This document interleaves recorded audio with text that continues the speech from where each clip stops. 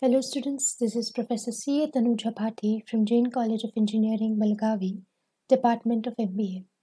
Today we will be seeing a revision lecture on Module 6, Import-Export Procedures under Customs under the subject Indirect Taxation.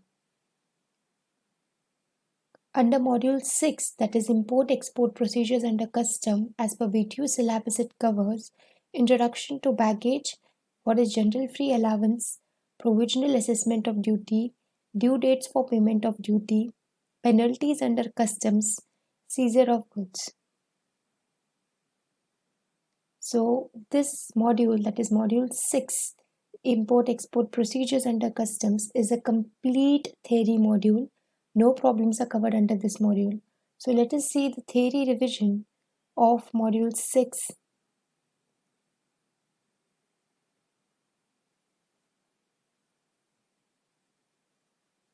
So as we already know that this module number 6 covers the below aspects. Now first is import procedure. Now let us understand that when goods are imported, what is the procedure? First, when the goods arrive at the Indian customs station, that is the first goods, when any importer from India is trying to import the goods from outside India, then first thing is the goods arrive at the Indian customs station. Then the person who's in charge of the ship will present the import manifest report to the proper officer of customs. Now, what is import manifest report? So see, once before the arrival of cargo, once the goods have arrived at the destination port, the carrier means the means of transport through which the goods are coming, has to file the details of the cargo that is arriving to such port where it is going to arrive, okay, of the importing country with the customs. The filing of such details of the cargo is called as import manifest, general manifest, okay, and that is done by the person in charge. Means he will give the complete details of the cargo, and whatever is the information relating to the cargo is filed in the form of import manifest report, and it is delivered by the person in charge to the proper officer. Now what happens once the proper officer gets the import manifest report? He will grant an entry inward. So entry inward is granted by the proper officer of customs to the person in charge of the carrier or the vessel. Then once that happens, then entry inward is granted. Then unloading of goods at the custom ports. Whatever goods are there in that particular vessel or carrier are unloaded at the custom port. Now the unloading takes place under the supervision of proper officer, and it is only at the approved places, only which are the customs port, that place only the goods can be unloaded, only at approved places and only on working days at working hours. Now once the goods are unloaded at the custom ports, the goods are under the custody of the custodian. Then the importer, the one who is importing, or maybe the person who is the custom clearance agent, he is going to file the bill of entry. Now what is the bill of entry? See, bill of entry is nothing but a legal document that is filed by whom? By the importer, or maybe you can tell the custom clearance agent, on or before the arrival of imported goods. Either after the goods have arrived or before the arrival of imported goods also it can be filed. Now it is submitted to the customs department as a part of custom clearance procedure. So when you want to clear the goods from the customs and from the custody of the custodian, so if you want to remove the goods from the custody of the custodian, you need to submit the bill of entry. Either the bill of entry is nothing but a clearance document that is filed by the importer. Either you can file the bill of entry for home consumption, that means you're directly taking it to your place, or for shipment, that is either you want to move the goods from one place to another, or for warehousing, that is you want that the goods should be stored at a warehouse and at the later stage you want to clear it to your particular premises or place. So if you are filing, you can file it for these three things, either for home consumption or for warehousing or for shipment. If you want that the good should be cleared for home consumption, then you have to self-assess the duty that you have to pay. Customs duty, whatever you have to pay, import duty, you have to self-assess it. That is, the importer have to self-assess it and pay the duty. Once the duty is paid, then the order for clearance for home consumption will be given by the proper officer of customs. Now suppose if the goods are for warehousing, you can keep the goods in warehouse without the payment of duty. And once you are ready that you can move the goods from warehouse to home consumption, then you need to file the bill of entry for home consumption, then pay the self-assess the import duty that you're liable to pay to the customs officer, then make the payment, and then once the payment of import duty is done, then they will give an order for clearance for home consumption. So this is the procedure for import duty. Now let us see the procedure for export duty.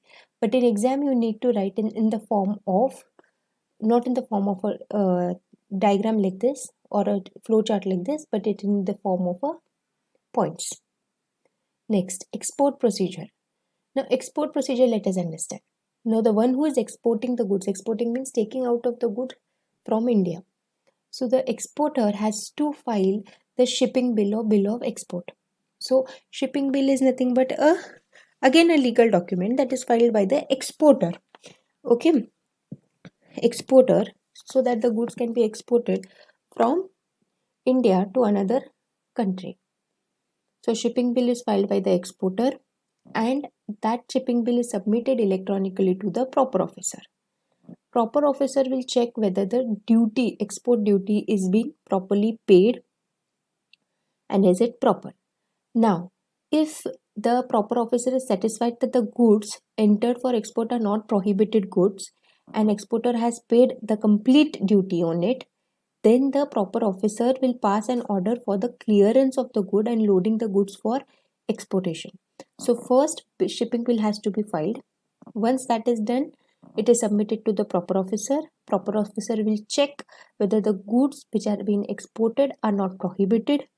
If they are not prohibited and duty is properly being paid, then the proper officer of customs will give an order permitting the goods for clearance. Then once the goods are permitted for clearance, then the goods are loaded on the conveyance for export with the permission of proper officer. But the second part of it, what we have to see is grant of entry outward in case of export by vessel. Suppose if the goods are going by sea, so entry outward, the grant of entry outward has to be done. That is done by the proper officer, and that entry outward permission is given by the proper officer to the person in charge of the conveyance. So once that is given, then the goods are loaded on the conveyance for export. Now, next thing is the person who is in charge of the conveyance has to deliver an export manifest report. Now, export manifest report is nothing but a report showing all the details of the cargo, the goods that are going. Okay, all the details has to be filed by the person in charge of the carrier to the proper officer. Then what the proper officer will do is it will grant the written order permitting the conveyance to leave the customs.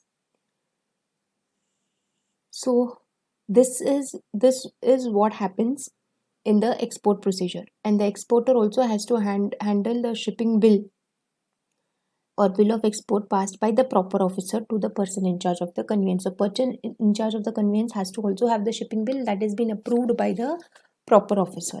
So this is all the procedure for export, which is in reverse way to the procedure of import. So remember, there has to be a shipping bill passed and it should be filed to the proper officer. Whatever proper officer is has approved the shipping bill, that has to be given to the person in charge of the conveyance. Then the proper officer will make himself he will check whether the goods are not prohibited, whether the exporter has paid the duty properly. If yes, he has paid the duty properly, he will grant an order for permitting the clearance and loading of the goods for exportation.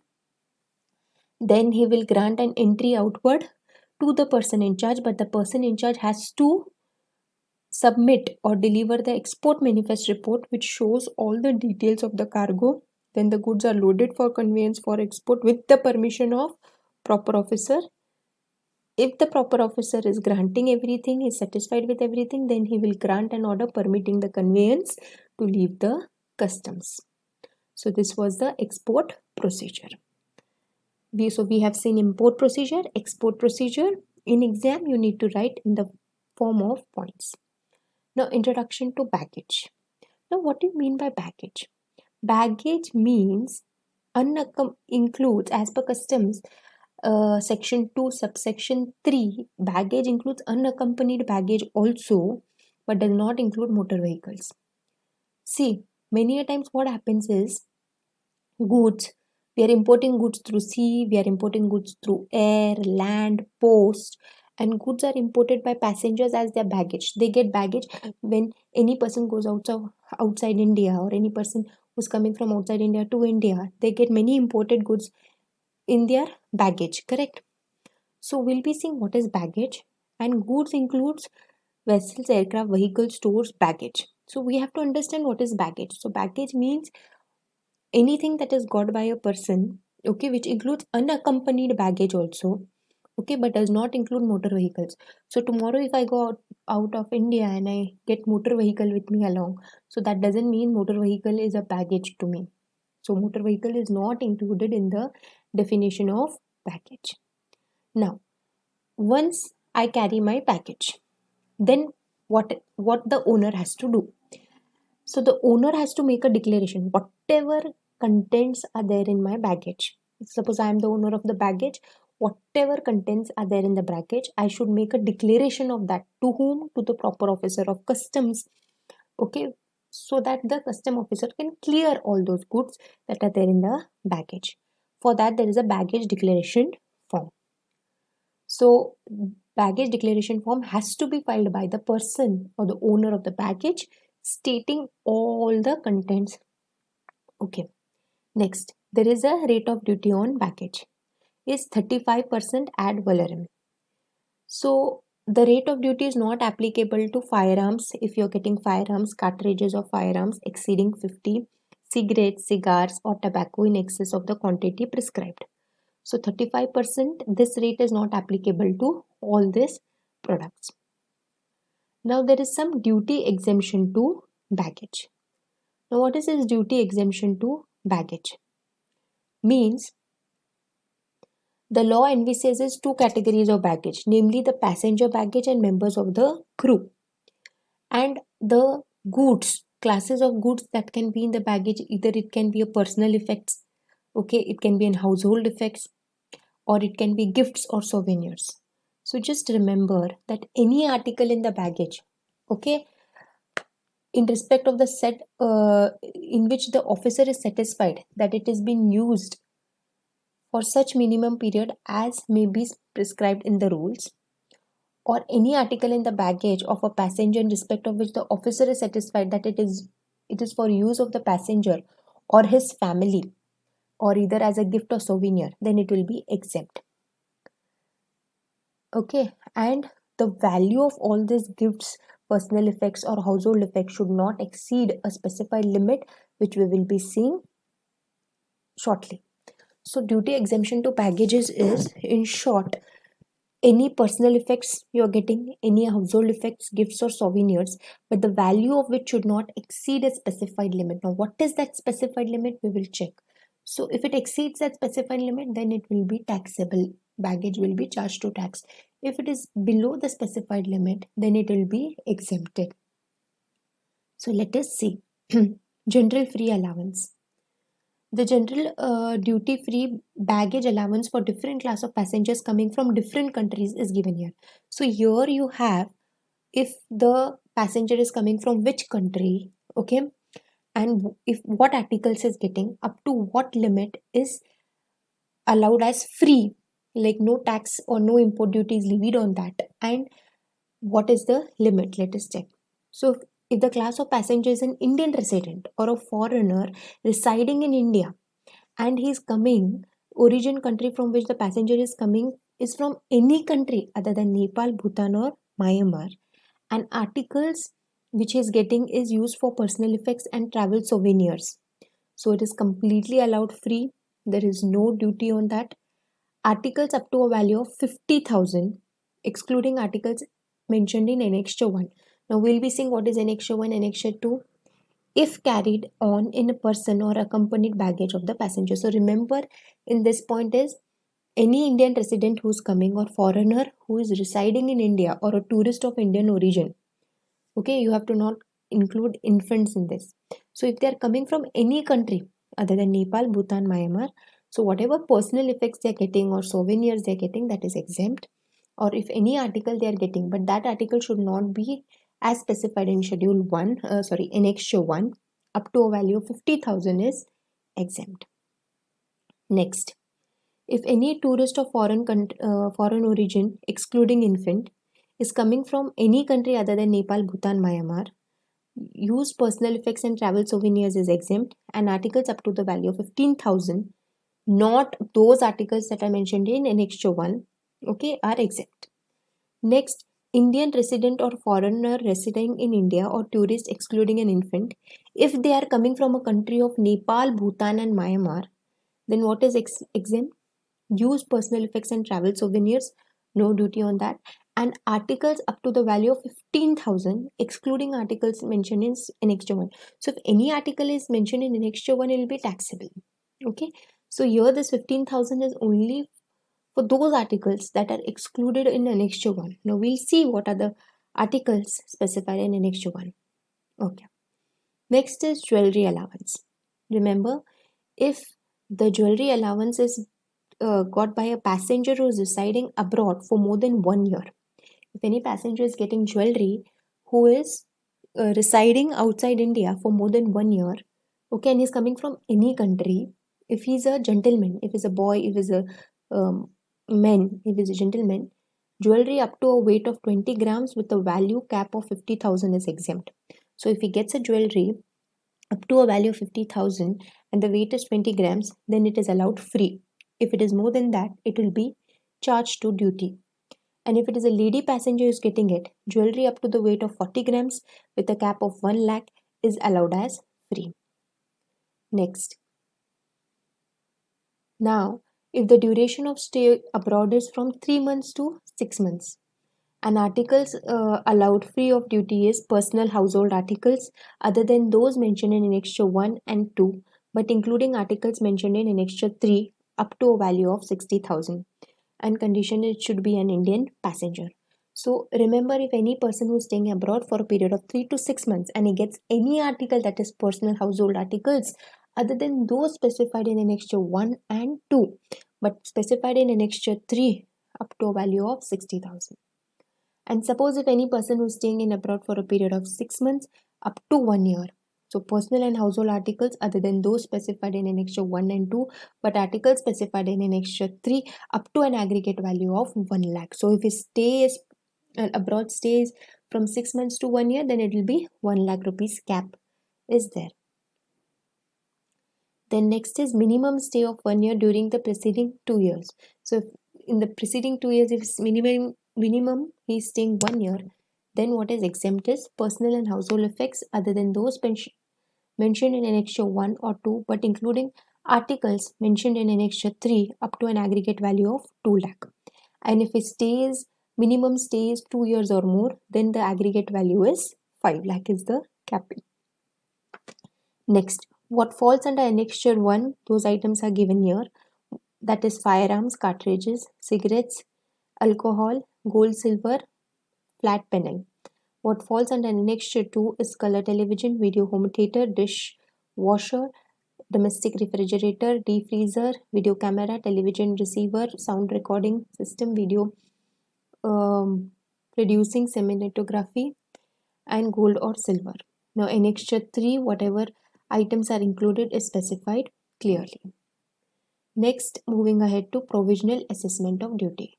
Now what do you mean by provisional assessment of duty? In short, let me just revise this because in detail I've already explained in my normal lectures. So provisional assessment of duty means, suppose the importer or exporter, see, you all know that the goods are allowed for clearance for home consumption, or they are allowed to clear in case of export only when the duty is being paid by the importer or exporter.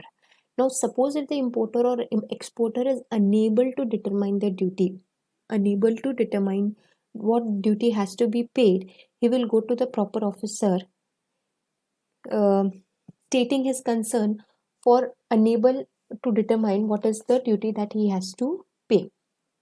So the proper officer will tell him that you pay the duty, okay, on basis of the information you have, and submit all the necessary documents or information, so that he will make a further inquiry later.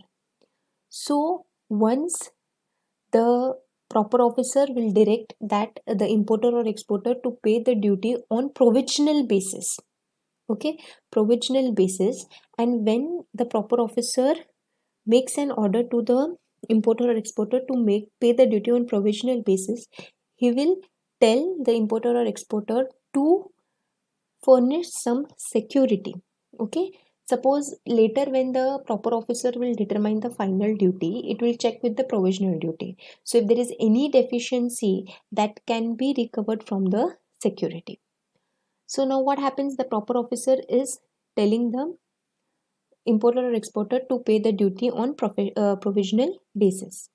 Now later when the proper officer will finally assess the duty, means the proper officer, based on whatever documents is having, necessary inquiries that he will be making from the importer or exporter, he will determine the final duty that he is liable to pay. Now suppose if the goods are cleared for home consumption or exportation and the duty is finally assessed, the finally assessed duty will be compared with the provisional duty. Provisional duty is paid by the importer exporter, finally assessed duty is being ascertained by the proper officer. It will be checked.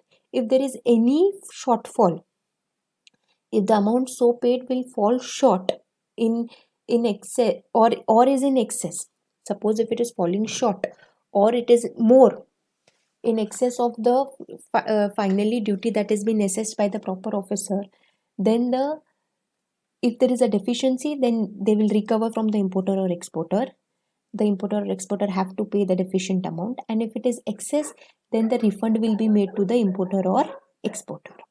Now suppose if the goods are cleared for warehouse, suppose they are warehouse goods, they are not cleared for home consumption, but to keep the goods in warehouse, and the proper officer will finally assess the duty. Now suppose if the duty assessed, final assess, is in excess of the duty provisionally assessed, then the importer has to execute a bond. The bond should be twice of the amount of the excess duty. Okay, now remember that the provisional duty is paid by the importer and exporter, finally duty is assessed by the proper officer. Now suppose if there is some deficiency, like the provisional assessed duty is less and the final assessed duty is more, so there is a deficiency, so then the importer or exporter will be liable to pay interest on the amount to the central government. Okay, and the interest will be calculated from the first day of the month in which the duty is provisionally assessed till the date of payment. Now suppose if the finally assessed duty is less and the provisional duty paid is more, so there has to be a refund to the importer or exporter. So if any refund amount, if any refundable amount is not refunded within 3 months, the refund has to be made from the date of assessment. So if it is not refunded within 3 months, then the central government will pay an interest on the unrefunded amount, and that rate will be fixed by the central government itself. So this is provisional assessment of duty, which comes into picture only when the importer or exporter is unable to or finding difficulty in self-assessing the duty to be paid. Now the due date of payment of duty. Now for goods corresponding to bill of entry returned for payment from first day to 15th day of any month, duty is to be paid on 16th day of that month. If the goods corresponding to bill of entry returned for payment from 16th day till the last day of any month other than March, then first day of the following month. And if it is 16th day till the 31st day of March, then it will be 31st March. Next, penalties under customs, we have that in case the goods in respect of any prohibition, so the penalty is not exceeding the value of goods of 5,000, whichever is greater. Now, in case of dutiable goods other than prohibited goods, then penalty should not exceed the duty ought to be evaded on such goods or rupees 5,000, whichever is greater. So we have different nature of offense and penalty under section 112 of Customs Act 1962. So in adjacent to the particular offense, we have the penalty. So that is there and detailed explained in your normal lectures. Now, what is seizure of goods? Now, seizure of goods is nothing but lawfully, confiscation means lawfully seizing of illegal imports of prohibited goods into India and seize of conveyance in Indian customs water for concealing of exported goods or carrying smuggling of any goods. Now, any goods which are lawfully brought to India or any goods which are prohibited to bring into India and they are brought into India, or if there is smuggling of any goods, then the goods will be seized by the custom officer. So this is seizure of goods. Now next is confiscation of goods. Confiscation of goods means that is under section 111 of Customs Act 1962, that is any goods imported by sea or air which are unloaded or attempt to be unloaded at any place other than customs port. So that becomes confiscation. Goods are supposed to be unloaded only on the approved places, that is customs port. Now if they are unloaded in any other place apart from customs port, then there will be confiscation of imported goods. There are different scenarios where there can be confiscation of imported goods. That is, if the goods are imported by land or inland water through any route other than the route specified in the notification. Then if any duty or prohibited goods are brought into any bay, gulf or river for the purpose of being landed at a place other than the customs port. So there are different scenarios under which if you are prohibiting that particular scenario, then your goods will be confiscated, okay, and seized by the proper officer of customs. So by this we have completed the theory revision for module 6, and module 6 is a complete theory module and no problems are covered. So thank you students, we have completed the revision of module 6. Thank you so much.